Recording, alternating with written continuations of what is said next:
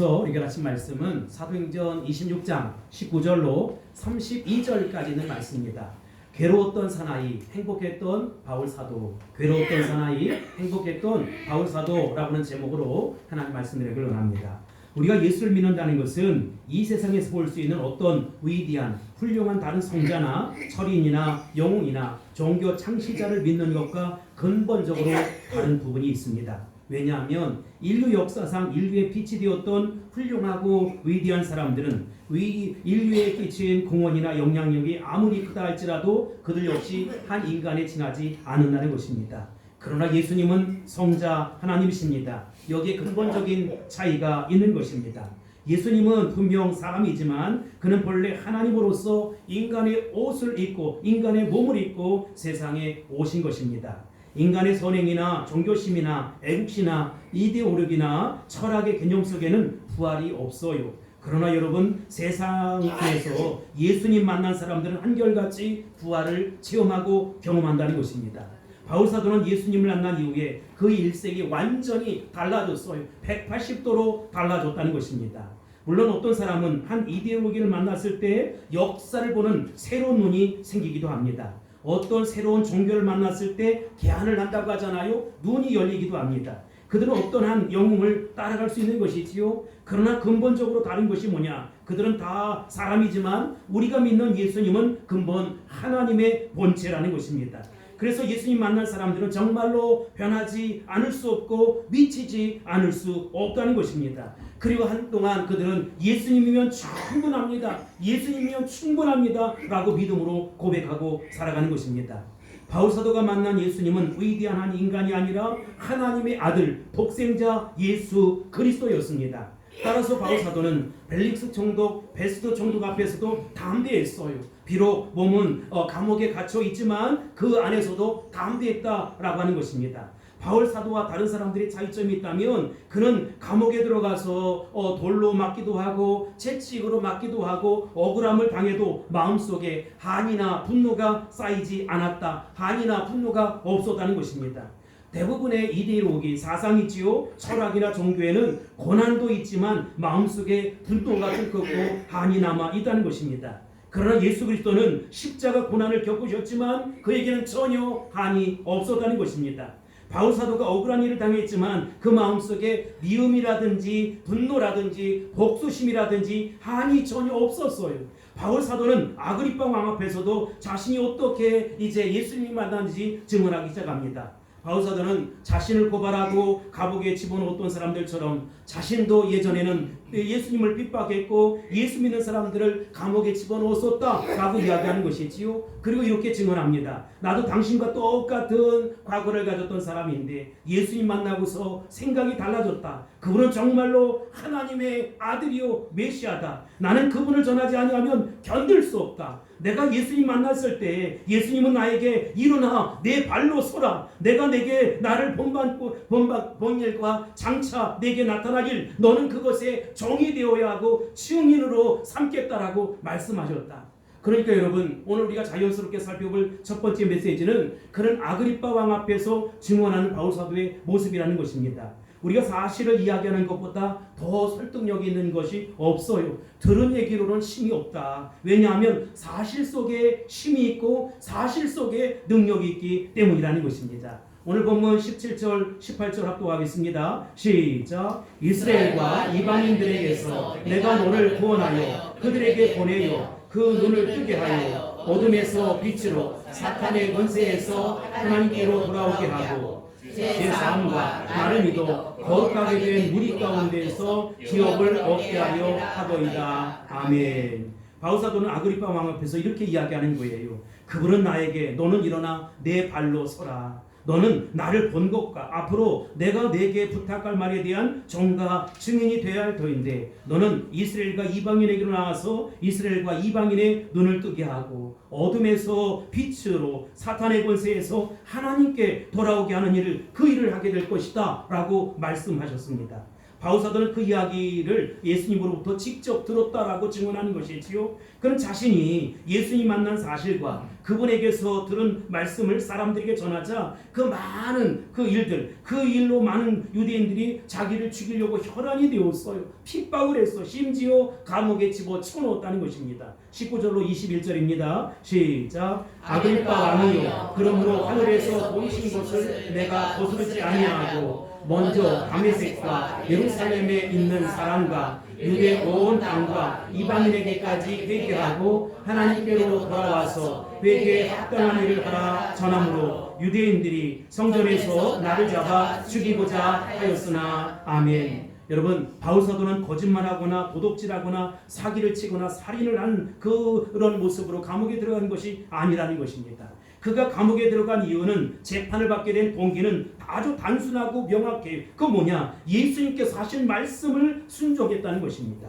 그러나 우리가 겪는 고난은 그렇지 않습니다. 현실적으로 여러분들이나 제가 겪고 있는 대부분의 고민은 하나님 말씀, 예수님의 말씀에 순종했기 때문이 아니라는 것이지요. 모두 자기 문제 때문에 고난을 겪습니다. 내가 내 몸을 잘못 관리하고 내 인생을 잘못 관리해서 생긴 것이 대부분이라는 것이지요. 대부분 욕심이나 어떤 이기심의 동기 때문에 예수님 전하다가 겪는 고난이 아니라는 것입니다.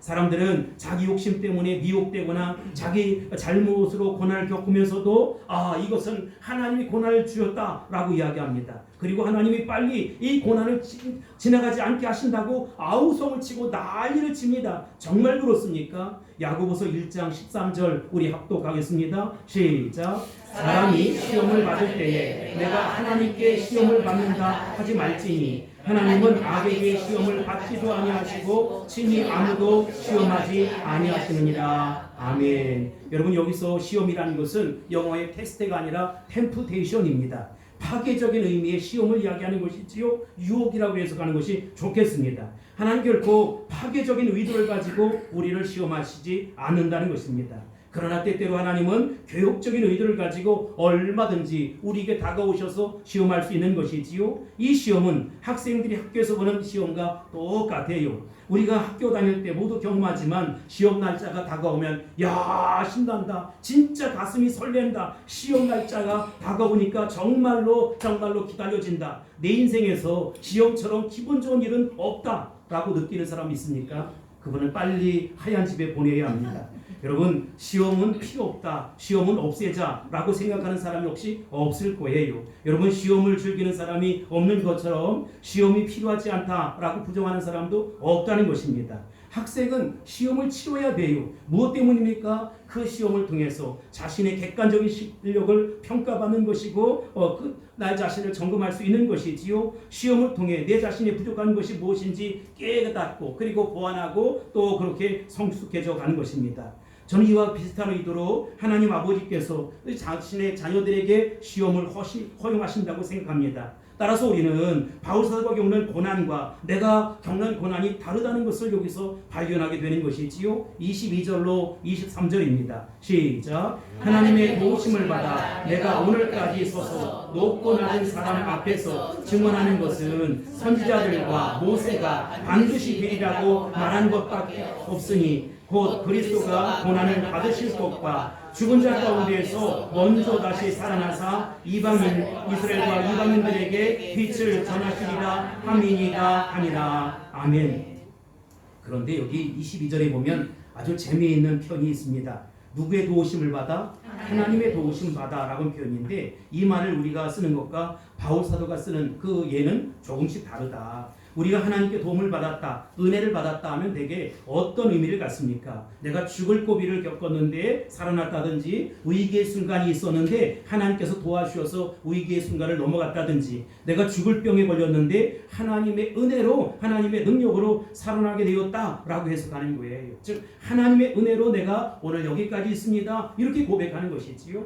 근데 바울사도는 하나님의 도우심이란 뜻을 전혀 다르게 해석했다. 제가 이 한 주간에 말씀을 준비하고 묵상하면서 이것 때문에 많이 울고 이것 때문에 많이 하나님 앞에 깨닫고 헌신을 했어요. 오늘날까지 높고 낮은 사람 앞에 서서 내가 십자가 복음을 증거하게 된 것을 하나님의 은혜라고 그는 생각하는 것이지요. 내가 병들고 위기에 처하거나 편안한 것이 중요한 것이 아니라 어떤 상황, 어떤 형편 속에서도 나는 예수 복음, 십자가의 복음, 생명의 복음을 전할 수 있는 기회, 그것을 은혜라고 생각했던 것이지요. 그리고 내가 그 모든 상황들을 초월하고 뛰어넘어서 예수 복음, 십자가 복음 전할 수 있는 것을 하나님이 나를 도와주셨다라고 해석했던 것입니다. 여러분, 나의 믿음과 우리의 믿음과 얼마나 다른지 알 수 없어요. 여러분들도 이렇게 바울 사도와 똑같은 믿음입니까? 여러분들 그렇게 아멘 하실 수 있습니까?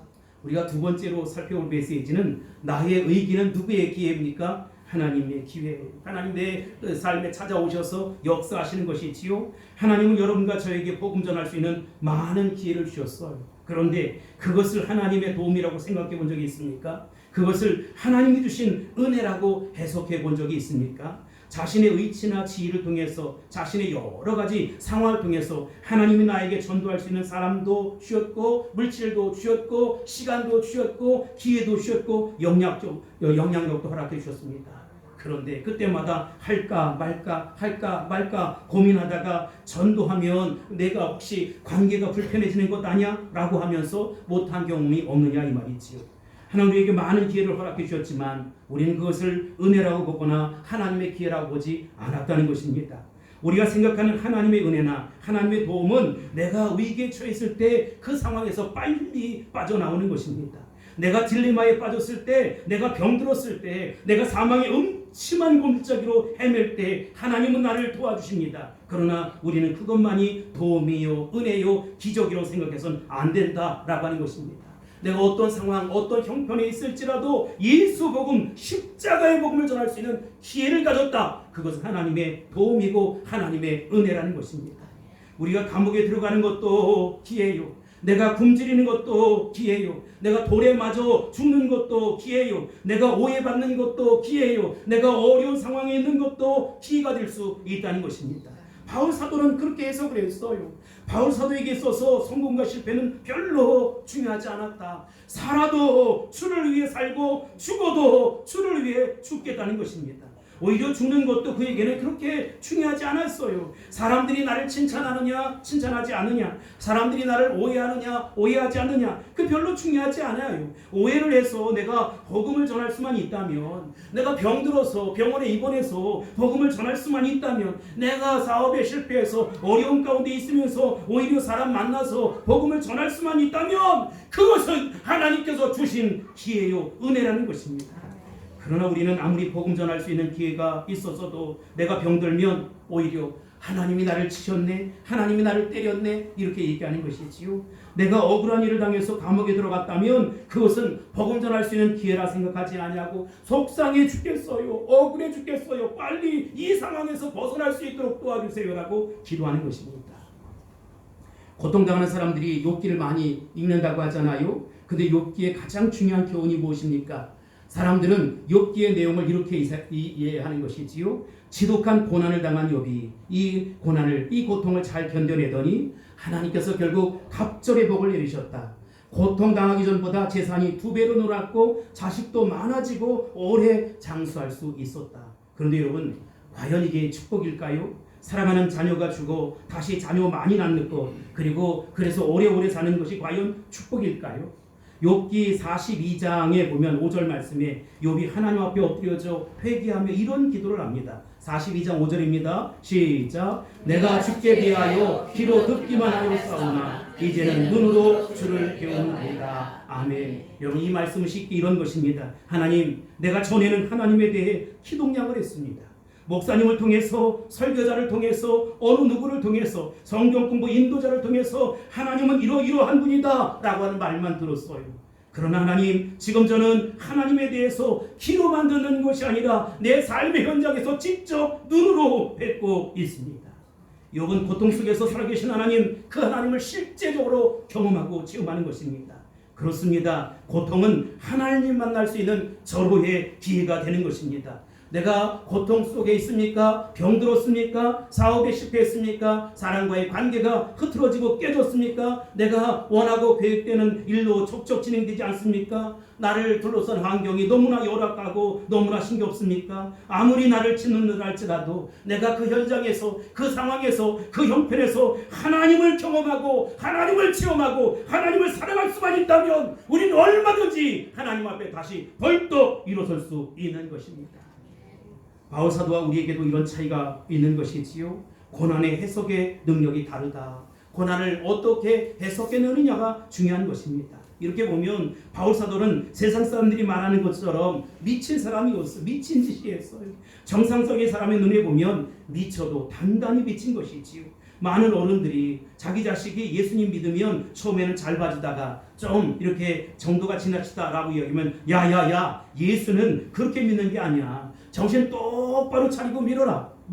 즉 그 말은 모든 것 하나님 중심으로 하지 말고 성경 중심으로 하지 말고 성령 중심으로 하지 말고 내 생각, 사람 중심으로 믿으라는 것입니다. 인간이 생각하는 어떤 틀 속에 예수 믿는 것, 그건 정상이 아니에요. 여러분, 바울 사도의 변명을 듣고 있던 베스도 총독은 굉장한 충격을 받았어요. 24절 우리 다 같이 읽겠습니다. 시작. 바울이 이같이 변명하되 베스도가 크게 소리 내어 이르되 바울아, 내가 미쳤도다. 내 많은 학문이 너를 미치게 한다 하니. 아멘. 자유스럽게 우리가 다음 메시지로 살펴볼 터인데, 믿음은 상식을 초월한다는 것입니다. 뭘 초월해요? 상식을. 여기 24절에 보면 바울아, 내가 뭐 했대요? 미쳤구나. 여러분, 베스도 총독이 너무 놀라서 이렇게 말합니다. 이 말이 무슨 뜻일까? 바울아, 내가 미쳤구나. 이 말은 지금 베스도 총독의 마음이 흔들리고 있다. 여러분, 내가 받아들이든 받아들이지 못한 간에 진리가 선포되면 어떻게 되느냐? 사람들은 흔들리게 되어 있다는 것입니다. 무슨 말을 하는데 상대방이 크게 소리를 버럭버럭 지르거나 화를 낸다. 왜 그런지 아세요? 그 하고 있는 말이 사실이기 때문입니다. 사실일수록 상대방의 반응이 거칠어지는 것이지요. 사실이 아니면 그렇게 흥분할 이유가 없다. 그것이 사실이기 때문에 당황하고 흔들리고 있으니까 그냥 거기 키우시려고 하지 말고 그런 일을 하고 생각하라는 거예요. 베스도 총독도 마찬가지입니다. 바울 사도는 무식한 사람이 아니잖아요. 베스도 총독이 인정했던 것처럼 그는 율법에 정통한 학자입니다. 역사학자입니다. 베스도 총독처럼 믿음이 없는 사람들은 믿음 있는 사람들을 이해하기가 어려운 것이지요. 그러나 십자가 복음이라는 것은 어떤 상식이라든지 합리성이라든지 경험 안에서 해석될 수가 없잖아요. 만일 그렇다면 그건 믿음이 아닐 터인데, 믿음은 상식을 초월한다는 것입니다. 근데 어떤 사람은 예수 이름 가지고 상식 이하의 행동을 할 때가 있어. 아니, 저 사람이 뭐지? 저 사람이 뭐야? 저건 아닌데, 이건 아닌데 자꾸 갈등하게 되고 본인은 믿음이라고 계속 자랑하지만 저건 믿음이 아니야. 우리가 왜냐하면 십자가 복음으로 살아내지 않기 때문이라는 것입니다. 십자가 복음은 상식을 뛰어넘는 것입니다. 누가 바울 사도를 이렇게 만들었지요? 누가 바울 사도를 이렇게 만들었습니까? 바로 예수 그리스도입니다. 사랑하는 성도 여러분, 우리가 믿고 계시는 분은 인간이 아니다. 하나님의 아들이다. 예수님이다. 예수님이 십자가에 못 박혀 들어가셨을 때 당신의 살을 찢고 모든 피를 다 쏟아서 인류 구원을 완성해 주셨을 뿐만 아니라 저와 여러분의 구원을 완성해 주셨다는 것입니다. 그분은 사망 권세를 깨뜨리시고 다시 살아나셨어요. 부활하셨어요. 여러분, 그러니 우리의 신앙이 달라져야 한다는 것입니다. 내 이성으로, 내 상식으로, 합리성으로 이건 이거야 라고 규정하지 마세요. 사망 권세를 깨뜨리신 것 주님은 정말 상식을 초월하고 상식을 뛰어넘는 분이라는 것입니다. 아멘. 저는 어떤 선교회에서 간증하는 선교사님의 이야기를 들었어요. 그런데 거기 사회자가 그래요. 그 선교사님은 지금으로부터 내가 한 10년 정도 쭉 지켜봤는데 언제나 변하는 게 없다는 거예요. 옷도 똑같은 옷을 입고 오고 신앙의 태도라든지 지금 똑같다. 그래서 내가 그 분에게 집중하기 시작했는데 그분이 이런 반증을 하시는 거예요. 자신은 선교 활동을 하면서 모든 것 다 내려놓고 다 흘려보냈다는 것이지요. 그런데 마지막 남은 것이 뭐냐? 저기 등장하는 만년필이에요. 만년필 하나 딱 가지고 있는데, 달랑 하나 갖고 있는데 어느 아들이 아버지 그거 나 주면 안 되겠습니까? 라고 이야기하는 거예요.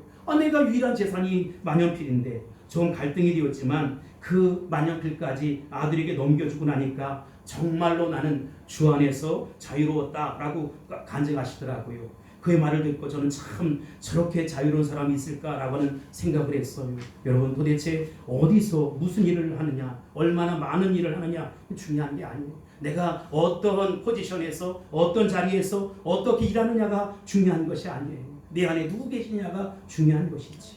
오순절날 성령이 맺을 때 사람들은 초대교회 성도들에게 뭐라고 얘기했습니까? 미쳤다 이렇게 얘기했어요. 사도행전 2장 12절로 13절입니다. 시작. 다 놀라며 당황하여 서로 이르되 이 어찌 된 일이냐 하며 또 어떤 사람들은 조롱하여 이르되 그들이 세술에 취하였다 하더라. 아멘. 아침부터 저녁까지 방언하고 찬송하는 그 사람들의 얼굴이 찬란하게 빛나고 있었어요.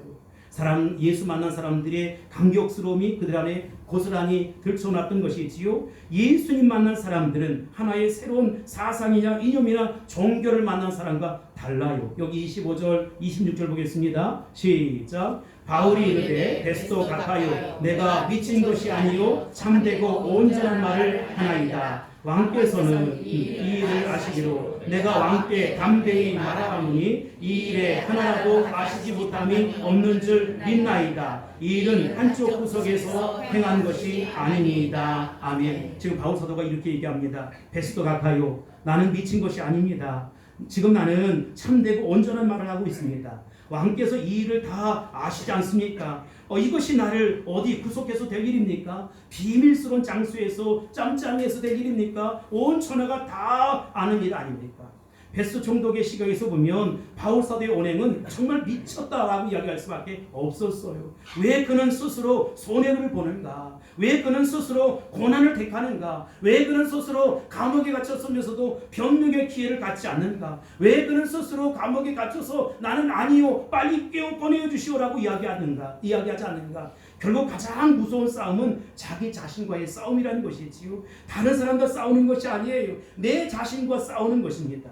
많은 사람들에게 따뜻한 가슴을 안겨주었던 책이 등장할 터인데 영혼을 위한 닭고기 스프라고 하는 책이 있어요. 그 책 내용 중에 제가 발췌해서 이야기하는데 미국의 중부 시골 마을에 마샤 에번스라고 하는 10대 소녀가 있었습니다. 그런데 이 소녀는 입 주위에 신경조직이 잘못되어서 그것을 수술을 받게 되었는데 수술 도중에 신경을 또 잘못 건드려서 어린 소녀의 입이 그만 완전히 삐뚤어지고 말았어요. 입이 삐뚤어진 소녀는 친구 만나는 것도 학교 가는 것도 귀찮고 싫어했어요. 혹은 친구를 만나도 이야기하지 않았고 심지어 집에 와서도 엄마 아빠하고도 이야기하지 않는 거예요. 그는 점점 우울한 소녀가 되어갑니다. 13번째 생일을 맞던 어느 날 이 소녀 앞으로 선물이 배달되었어요. 굉장히 예쁘고 아름다운 치자꽃을 누가 보냈는지 그 이름 없이 보낸 거예요. 단지 마샤 내가 너를 사랑한다 라고 메모지만 남겨 있었습니다. 치자꽃을 보고 있던 마샤는 몇 달 만에 비로소 입을 열었습니다. 엄마 누가 이 꽃을 보냈을까? 도대체 누가 나에게 이 꽃을 보냈을까? 글쎄 누굴까? 너를 좋아하는 남학생이겠지. 에이 누가 나 같은 것 좋아해? 아니야 너를 좋아하는 사람이 있을 거야. 아이 그럼 이름을 쓰지. 아마 수줍어서 그랬을 거야. 남학생들 가운데는 뜻밖의 수줍어하는 학생들이 많이 있거든. 아마 수줍어하는 학생들 가운데 하나가 그 꽃을 보냈겠지. 엄마 정말 그랬을까? 정말 아무것도 아닌 것 치자꽃 하나 때문에 마샤의 입이 열리기 시작했어요. 그리고 소녀의 마음이 따뜻해져 갑니다. 그 다음에 생일에도 치자꽃이 배달됩니다. 그리고 그 다음에 생일에도 여전히 예쁘고 아름다운 치자꽃이 배달이 됩니다. 마샤는 점점 밝아졌고 좋은 남자를 만나 교제를 했고 결혼도 하게 되었습니다. 치자꽃은 마샤가 결혼할 때까지 계속해서 배달이 되었어요. 그런데 결혼 후에는 더 이상 꽃이 배달되지 않았습니다. 왜냐? 마샤의 어머니가 세상을 떠났기 때문입니다. 그제야 마샤는 알게 되었어요. 누가 그 꽃을 보냈는지. 꽃이 마샤의 인생을 바꾼 것이 아닙니다. 엄마의 깊은 사랑 때문에, 엄마의 뜨거운 사랑 때문에 마샤를 바꿔놓은 것입니다. 그리스도인들은 나는 십자가 앞에서 새로운 삶을 찾았습니다. 나는 십자가 앞에서 새로운 삶을 찾았습니다. 라고 고백합니다. 여러분 정말 십자가가 우리 인생을 변화시킨 것입니까? 십자가라는 나무가 우리의 인생을 변화시킨 것입니까? No, 아니에요. 십자가가 아니라 십자가에 나타난 하나님의 강력한 사랑이 우리를 변화시킨 것입니다. 지금은 고통 속에 있고 고통의 의미를 정확히 풀지 못하고 있지만 이 고통 속에서 하나님 아버지를 만날 수 있다면, 나를 창조하신 하나님이 나를 사랑하고 있음을 여전히 붙들 수만 있다면 우리는 고통의 세월을 극복할 수 있다는 것입니다. 그리고 고통의 현장에서 벌떡 일어나 내일의 새로운 내일을 향해서 달려가는 것이고, 다시 복음 앞에, 다시 말씀 앞에, 다시 사명의 자리로 달려가는 것입니다. 힘겹고 어렵지만 복음을 잡고 말씀 의지하고 노래하고 춤추며 찬양할 수 있는 것입니다. 여기 27절을 보세요. 시작. 아그리빠 왕이여, 선지자를 믿으시나이까? 믿으시는 줄 아나이다. 아멘. 드디어 바울 사도는 아그리빠 왕에게 도전합니다. 아그리빠 왕은 더 이상 들을 힘도, 반격할 힘도 없었어요. 베스도 총독이 흔들렸던 것처럼 아그리빠 왕의 마음도 마구마구 흔들리게 되었습니다. 사실 그는 어떤 사람이냐, 자기 누이 동생과 동거하는 등 부끄러운 삶을 살아가는 그런 사람이었어요. 그러면서도 왕의 자리에서 권력을 누리고 재판을 하는 아주 특이한 사람이었습니다. 그 사람이 지금 당황하는 것이지요. 28절을 보세요. 시작. 아그리빠가 바울에게 이르되 내가 적은 말로 나를 권하여 그리스도인이 되게 하려 하는도다. 아멘. 이 베스도가 정신을 차리고 아그리빠 왕이 정신을 차렸을 망정이지, 그렇지 아니하면 홀랑 예수를 믿을 뻔했습니다. 내가 짧은 시간에 적은 말로 나를 그리스도인 되게 하는구나 라고 이야기해요. 무슨 얘기예요? 바울이 전한 복음, 십자가의 복음, 생명의 복음 때문에 그가 주님 앞에 돌아올 뻔했다는 것입니다. 여러분, 이 기회야말로 베스도 총독이 아그리빠 왕이 그리스도인 될 수 있는 절호의 기회, 유일한 기회였어요. 만약 아그리빠 왕이 감옥에 있거나 암에 걸렸거나 파산했다면 그때는 예수를 믿을 수 있었을 거예요. 그 힘이 없거나 권력이 없거나 재판장이 아니었으면 그는 예수를 믿었을 거예요. 그런데 자신의 명예가, 부가, 명성이 왕이 총독이 되었으니 그것이 화근이 되어서 예수님을 찾을 수 없었다. 그래서 여러분, 여러분에게도 이런 기회가 있었느냐, 이런 일이 있었느냐라고 하는 것입니다. 여러분의 성공이, 여러분의 자리가, 여러분의 명예가, 여러분의 유명함이, 여러분의 자신만만함이 하나님 앞에 나가는 것을 가로막고 있지 않느냐라고 하는 것입니다. 여러분, 어떠한 의미에서 우리 지위와 부와 환경은 우리를 꽁꽁 동아줄로 묶어서 주님 앞에 가지 못하도록, 자유롭지 못하도록 만든다라고 하는 것입니다. 내가 마음이 마구마구 흔들릴 때 그때는 어떻게 되느냐? 천부여 의지 없어서 손들고 옵니다. 주 나를 외면하시면, 박대하시면 나 어디 가겠습니까? 라고 하면서 주님의 손을 꼭 붙잡을 수 있게 되길 바랍니다. 정말로 자존심도 내려놓고 나의 영적인 교만함도 다 내려놓고 주님이면 충분합니다. 나는 죽고 오직 내 안에 예수 살기를 원합니다. 예수님이 기뻐하는 삶을 살겠습니다라고 결단하고 헌신하고 나아갈 수 있게 되길 바랍니다. 아멘. 우리가 마지막으로 살펴볼 메시지는 나처럼 되라고 말할 수 있는가라고 하는 것입니다. 29절을 볼까요? 시작. 바울이 이르되 말이 적으나 많으나 당신뿐만 아니라 오늘 내 말을 듣는 모든 사람도 다 이렇게 결박된 것 외에는 나와 같이 되기를 하나님께 원하나이다 하니라. 아멘. 저는 이 말 속에 두 가지 생각을 해보았어요. 첫째, 예수님이란 분은 최악의 상황에서도 최선의 삶의 의미를 주시는 분이구나. 바울 사도가 이렇게 말했다는 사실보다 더 중요한 것은 그렇게 말할 수 있도록 도와주신 분이 도대체 누구냐. 바울이 이 상황 속에서도 주님 찾을 수 있는 그 상황으로 인도하시는 우리 하나님의 은혜가 너무 고마운 거예요. 여러분, 여러분의 자녀에게 너희들은 나처럼 되라, 너희들은 나 같은 삶을 살아라 라고 말할 수 있겠습니까? 아버지의 직업을 계승해라, 어머니의 직업을 개성해라, 나처럼 살아야 한다 라고 말할 수 있느냐 이 말이지. 대부분의 사람들은 그렇게 하지 못합니다. 나는 이렇게 살았지만 너는 나처럼 살지 마라. 나는 이렇게 살았지만 너는 나와 같은 삶을 살지 않았으면 좋겠다. 그것이 부모의 마음 아닐까요? 그러나 바울 사도는 감옥에 잡히는 것 외에는, 이렇게 결박당한 것 외에는 다 나와 같이 살았으면 좋겠다는 것입니다. 이 말씀 속에서 제가 한 가지 더 생각을 했어요. 무엇을 가리켜 인생에서 성공이라고 말할 수 있겠는가? 저는 이 말을 할 수만 있다면 이렇게 인생을 잘 마감하는 사람이라고 생각해요. 자기 자식에게, 그리고 주변의 많은 사람에게 나처럼 살아라 라고 말할 수 있다면 정말로 그는 후회 없는 인생을 마감할 수 있지 않을까요? 여러분과 제가 그렇게 말할 수 있겠느냐라고 하는 것이지. 나는 세상적으로 그렇게 성공하지 못했다. 그러나 내가 너에게 분명히 말할 수 있는 것이 하나 있다. 내가 믿는 예수님, 그분은 나에게 한 번도 속인 적이 없고 약속을 바꾼 적이 없다. 신실하게 나의 삶을 여기까지 인도해 주셨다.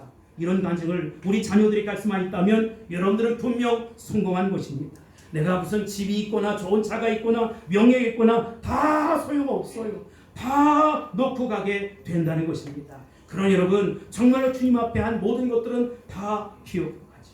주님이 기억하시면 족하지. 우리 주님이 아시면 족하지. 여기 32절을 볼까요? 시작. 이에 아그리빠가 베스토에게 이르되 이 사람이 만일 가이사에게 상소하지 아니었더라면 석방될 수 있을 뻔하였다 하니라. 아멘.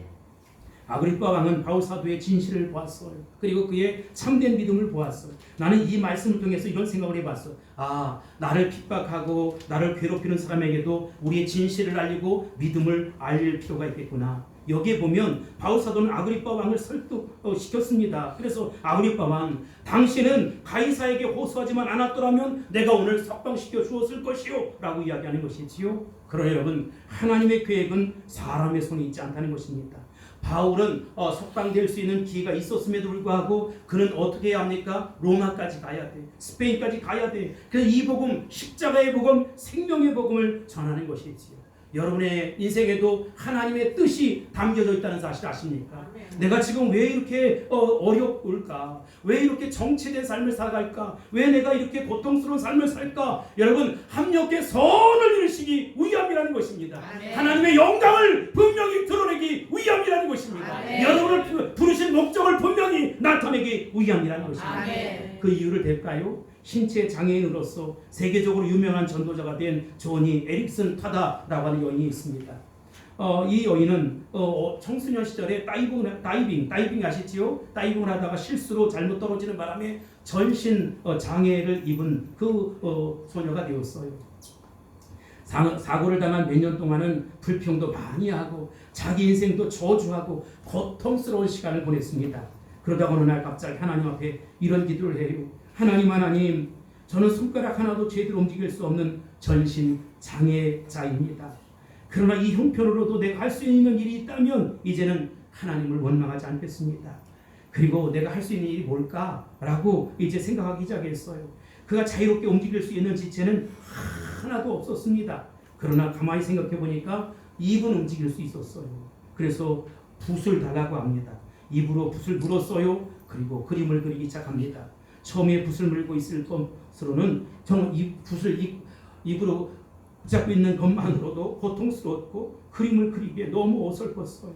그러나 고통의 시간을 자꾸 보내고 또 보내다 보니까 입이 점점 힘을 얻기 시작했어요. 그러면서 좀 더 완숙한 그림을 그릴 수 있었다. 이 사실이 전국에 알려집니다. 그러자 딜렉터라고 하는 볼펜 만든 유명한 회사가 접촉을 합니다. 자기 회사 볼펜을 들고 그림을 그리는 광고를 하나 찍으면 어떻겠느냐라고 제안을 해요. 그때 요청을 수락하면서 조니는 이렇게 한 가지 조건을 합니다. 그림 밑에 들어가는 사인만은 제가 직접 할 수 있게 도와주세요. 그래서 붓을 물고 그림 아래 쓴 글에는 PTL이라고 하는 알파벳 세 글자를 꼭 쓰게 해달라는 것입니다. 그게 뭐냐? 여러분, Praise the Lord, 주님을 찬양하라, 이 약자예요. 여러분, 그 후에 조니는 쓰는 모든 글과 그림에는 PTL이라고 하는 글씨를 붙여 놓았다는 것입니다. 하나님께서는 조니에게 조금씩 힘을 부으셨고 그는 입술을 열어서 십자가의 복음, 생명의 복음을 증거하기 시작합니다. 그는 여성으로서 세계적으로 그보다 더 크고 위대하게 쓰임받은 사람은 아마 없을 거예요. 절망 가운데 드렸던 그 기도 한마디의 기도가 그의 인생을 완전히 바꿔놓았다는 것입니다. 하나님, 내가 할 수 있는 일이 있다면 이제는 하나님을 더 이상 원망하지 않겠습니다. 하나님, 내가 할 수 있는 일이 있다면 이제는 더 이상 하나님을 원망하지 않겠습니다. 오늘 여러분이 할 수 있는 일이 도대체 무엇입니까? 그리고 여러분은 지금 그 일을 성취하고 있습니까? 바울 사도는 생애가 길어서 행복했던 사람이 아니에요. 정말로 괴로웠던 인생을 살았어요. 그러나 여러분, 그에게 부어주셨던, 그에게 허락하셨던 사명을 감당할 수 있었기에 그는 행복한 삶을 살았다고 감히 이야기할 수 있었다는 것입니다. 사지가 마비된 사람도 정말로 프레이즈 더 로드, 주님을 찬양하자고 하는데 여러분은 도대체 어떤 삶을 삽니까? 혹시 원망, 불평, 짜증, 신경질이 여러분의 모든 것 아니겠습니까? 내려놓으셔야 합니다.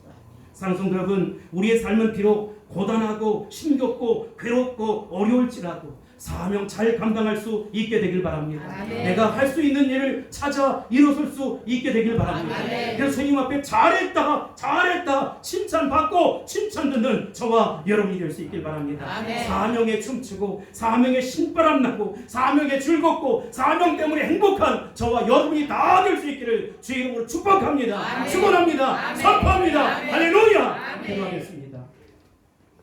고마우신 주님 감사합니다. 영광받아 주옵소서.